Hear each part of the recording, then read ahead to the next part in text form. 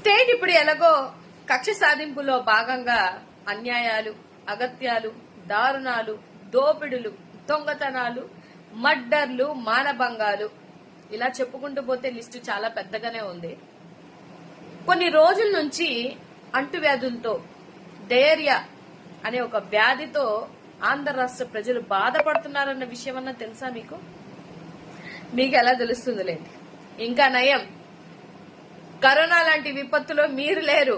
ఉండుంటే మనకెందుకులే పోతే పోయారు జనాలు అని చెప్పేసి వదిలేసి ఉంటే ఇప్పటికి టపటప 1 కోటి మంది లెగిసిపోయేవాళ్ళు మిగతా దేశాల్లో చనిపోయినట్టు.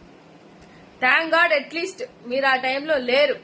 అండ్ నేను దేవుణ్ణి మనస్ఫూర్తిగా కోరుకుంటుంది ఏంటంటే ఈ 5 ఏళ్లలో అలాంటి విపత్తు రానియకుండా ఆంధ్ర రాష్ట్ర ప్రజల్ని కాపాడు దేవుడా అని కోరుకుంటున్నాను. అండ్ డయేరియా ఉంది, చాలా జాగ్రత్తగా ఉండండి అందరూ.